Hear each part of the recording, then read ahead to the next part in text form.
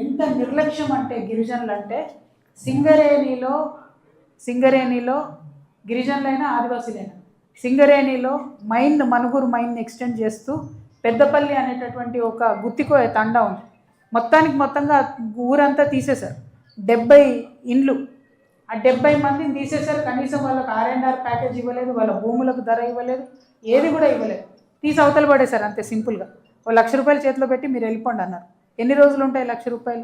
లెక్క ప్రకారం, రూల్ ప్రకారం సింగరేణిలో 1 ఇంచు జాగపోతే కూడా పర్మనెంట్ ఉద్యోగం ఇవ్వాలి.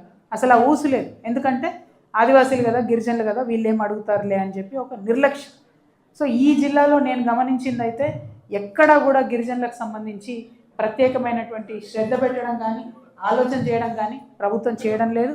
పైగా ఇదివరకు ఉన్నటువంటి వ్యవస్థలన్నీ కూడా ఒక్కొక్కటి నిర్వీర్యం చేస్తూ పోతున్నారు. మనుగూరులో మనం పెట్టుకున్నటువంటి ఏదైతే థర్మల్ పవర్ స్టేషన్ ఉందో కొత్తది పెట్టినటువంటిది, ఆ థర్మల్ పవర్ స్టేషన్లో కూడా భూమి పోయినటువంటి వారికి ఎంతోమందికి ఇంకా ఉద్యోగాలు రాకుండా ఆపడం జరిగింది. మరి ఎందుకోసం ఇంత నిర్లక్ష్యం అని నేను ఈ జిల్లాలో ఉన్నటువంటి మంత్రులందరినీ కూడా అడుగుతూ ఉన్నాను. మనకు తెలుసు జల్ జమీన్ జంగల్ అనేటటువంటి నినాదంతో పోరాటం చేసినటువంటి ఆదివాసీ యోధుల కన్నటువంటి ఈ ఖమ్మం జిల్లాలో మరి ఆదివాసీలను కంప్లీట్గా పట్టించుకోకపోవడం అన్నది చాలా దారుణంగా ఉంది. కొత్తగా క్రియేట్ అయినటువంటి కొత్తగూడెం భద్రాద్రి జిల్లాలో ఆదివాసీల హక్కుల కోసం తెలంగాణ జాగృతి ముందుండి పోరాటం చేస్తుందని ఈ సందర్భంగా నేను తెలియజేస్తూ ఉన్నాను. ఇంకొక మాట గమనించాలి. అందరూ ఆదివాసీలు అనగానే, గిరిజనులు అనగానే వాళ్ళకేమైంది, రిజర్వేషన్ ఉంది కదా అంటారు. ఒక్కసారి నోటీస్ చేయండి.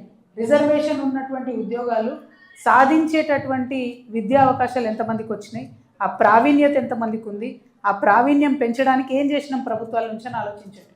ఎక్కడ కూడా మనకు స్పెషల్గా కోచింగ్ సెంటర్స్ కనబడట్లేదు.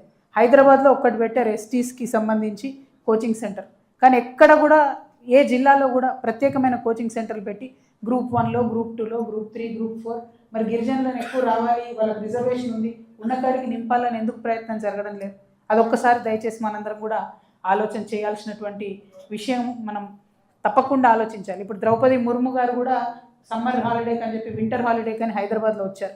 మేము ఖచ్చితంగా ఈ పెద్దపల్లి అనేటటువంటి గుత్తికోయ తండా ఏదైతే సింగరేణి వాళ్ళు విస్మరించిండ్రో వారిని మేము డిమాండ్ చేస్తూ ఉన్నాం. సింగరేణి మీరు తక్షణమే వారికి R&R ప్యాకేజ్ ఇవ్వండి, లేదంటే మేము రాష్ట్రపతి గారి దగ్గరికి పోవడానికి కూడా వెనకాడము. ఆ గిరిజనుల వెనుక తప్పకుండా తెలంగాణ జాగృతి నిలబడి ఆ 70 మంది ఏదైతే ఉన్నారో, అంటే తండాలు చిన్ననే ఉంటాయి, గూడెలు గుత్తికోయాలి, ఆ 70 ఇండ్లు ఏదైతే ఉన్నాయో, ఆ కుటుంబాలు ఏవైతే ఉన్నాయో వాటికి అండగా జాగృతి నిలబడుతుందని కూడా ఈ సందర్భంగా తెలియజేస్తూ ఉన్నాం. ఆదివాసీ గిరిజనులను మభ్యపెట్టేటటువంటి హామీలు ఇచ్చి రేవంత్ రెడ్డి గారు, సీతక్క గారు ఓట్లు వేయించుకున్నారు. అధికారంలోకి వచ్చిండ్రు కాంగ్రెస్ పార్టీ.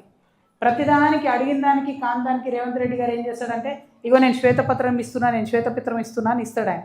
ఇవాళ నేను డిమాండ్ చేస్తున్నా సీతక్క గారిని, రేవంత్ రెడ్డి గారిని, ఈ రాష్ట్రంలో మీరు అధికారంలోకి వచ్చిన 2 సంవత్సరాలలో ఆదివాసీ గిరిజనుల కోసం మీరు ఏం చేశారో శ్వేతపత్రం ఇవ్వండి. ఎంత డబ్బులు ఖర్చు పెట్టారో మీరు శ్వేతపత్రం ఇవ్వండి. నేను ఒప్పుకుంటాను, సమ్మక్క సారలమ్మ దగ్గర మీరు శాశ్వతంగా గద్దెలు కడుతున్నారు, మంచిదే. కానీ గద్దెలు కట్టడంతోనే రేపు పొద్దున కల్లా ఇండ్లలో మార్పు రాదు కదా. ఆ అమ్మవారి దైవాలు అందరం బాగుండాలని కోరుకోవాల్సిందే. కానీ శ్వేతపత్రం ఖచ్చితంగా ఇవ్వండి. ఎడ్యుకేషన్కి ఏం చేశారు మీరు, గిరిజనులకి ఎంప్లాయ్మెంట్కి ఏం చేశారు, మీరు ఎంపవర్మెంట్కి ఏం చేశారు? ఒక్కటంటే ఒక్క గిరిజన ఆదివాసీ బిడ్డను మీరు బిజినెస్ మెన్ని చేయగలిగినారా, నిలబెట్టగలిగినారా, ఒక్క పథకం తీసుకురాగలిగినారా? ఏం చేసిండ్రు మీరు? శ్వేతపత్రం ఇవ్వాలని చెప్పి నేను డిమాండ్ చేస్తూ ఉన్నాను. అదేవిధంగా సింగరేణి సంస్థ కూడా కొంచెం సానుకూలంగా గిరిజనుల పక్షాన ఆలోచన చేయాలని కూడా నేను డిమాండ్ చేస్తూ ఉన్నాను. మేము ఇవాళ మనుగూరులో ఉన్నాం. మనుగూరుకి కూతవేటు దూరంలో ఉన్నటువంటి అడవిలో ఉన్నటువంటి కోయగూడెంని మరి సింగరేణికి సంబంధించిన మైన్ ఎక్స్పాన్షన్ నిమిత్తమై 2016లో అక్వైర్ చేయడం జరిగింది. అక్వైర్ చేసిన తర్వాత అక్కడ ఉన్నటువంటి కంప్లీట్ గూడెం అంతా కూడా లేపేసి 1,60,000 రూపాయలు ఎమర్జెన్సీ మినిమం ప్యాకేజ్ కింద ఇచ్చి 72 కుటుంబాలను కూడా నిర్దాక్షిణ్యంగా రోడ్డు మీద పడేయడం జరిగింది. మరి కోయగూడెంకి సంబంధించినటువంటి వారందరూ కూడా అడవిలోనే బతికేటటువంటి ఆదివాసులు కాబట్టి అదే అడవిలో వాళ్ళు ఇంకొక దగ్గరికి పోయి వాళ్ళు జీవనం ఉంటా ఉన్నారు. ఇక్కడికి వచ్చి వాళ్ళు 8 సంవత్సరాల నుంచి నెమ్మదిగా ఇండ్లు వేసుకొని ఇప్పుడిప్పుడే ఏదో ఒక చిన్న వ్యవసాయం చేసుకునేటటువంటి ప్రయత్నం చేస్తున్నారు. కానీ ఎంత శ్రమ చేసినా 1 ఎకరం మించి కూడా ఒక్కరి దగ్గర కూడా భూమి ఉన్న దాఖలాలు కనబడడం లేదు. అన్నిటికన్నా దారుణమైన విషయం ఏంటంటే కనీసం తాగడానికి మంచినీళ్ళు లేనటువంటి పరిస్థితి. బోర్ వేద్దామంటే ఫారెస్ట్ వాళ్ళు మరి వ్యతిరేకిస్తున్నటువంటి పరిస్థితి. కనీసం మనుగురు మున్సిపాలిటీ వాళ్ళు కానీ లేకపోతే సింగరేణి కంపెనీ వాళ్ళు కానీ తాగేటటువంటి నీళ్ళు ఇవ్వకుండా ఈ 72 కుటుంబాలను గత 8 సంవత్సరాలుగా చిత్రహింసలకు గురి చేస్తూ ఉన్నారు. ఇది చాలా తప్పు. ఇది మనం అన్యాయం చేయడానికి లేదు. యాక్చువల్లీ ఈ అడవిలో ఉండాల్సిన మూలవాసులు వీళ్ళు. ఈ అడవిలో బొగ్గును తీసుకోవడానికి మనం వాళ్ళ జీవితాన్ని చిన్నభిన్నం చేసేసి వెంటనే కంప్లీట్గా వాళ్ళని రోడ్డు మీద వదిలేసినట్టయింది. ఇప్పుడు ఇక్కడ ఇంతమంది కనిపిస్తూ ఉన్నారు. ఇందులో కేవలం 16-17 మంది పిల్లలు మాత్రమే స్కూల్కి వెళ్తున్నారు. మిగతా పిల్లలందరూ కూడా ఎటువంటి అవకాశం లేకుండా మిగిలిపోతున్నటువంటి పరిస్థితి కనిపిస్తున్నది. చాలా దయనీయంగా వీళ్ళ పరిస్థితి ఉన్నది. కాబట్టి ఖచ్చితంగా సింగరేణి వాళ్ళు ఇంట్రెస్ట్ తీసుకొని R&R ప్యాకేజ్ ఇవ్వాలి. ఏదైతే 2013 చట్టం ప్రకారం రీహాబిలిటేషన్ కోసం ఇల్లు కట్టి ఇవ్వడమే కాకుండా వాళ్ళకు పోయినటువంటి ల్యాండ్కి కాంపన్సేషన్ ఇవ్వాలి. వాళ్ళ అడవిలో ఇప్పుడు చేసుకుంటున్నటువంటి ల్యాండ్ను కూడా మరి చేసుకునే హక్కును వాళ్ళకి కల్పించాలి. మరి ఏది చేయకుండా ఈ 72 కుటుంబాలను మీరు వదిలేస్తున్నారు రోడ్డు మీద అంటే అది కరెక్ట్ కాదు. ఇప్పుడు రాష్ట్రపతి ద్రౌపది ముర్ము గారు కూడా మన హైదరాబాద్లోనే ఉన్నారు. వారికి మేము విజ్ఞప్తి చేస్తూ ఉన్నాం. వారికి మేము ఆన్లైన్ ద్వారా ట్విట్టర్ ద్వారా కూడా విజ్ఞప్తి చేస్తాం.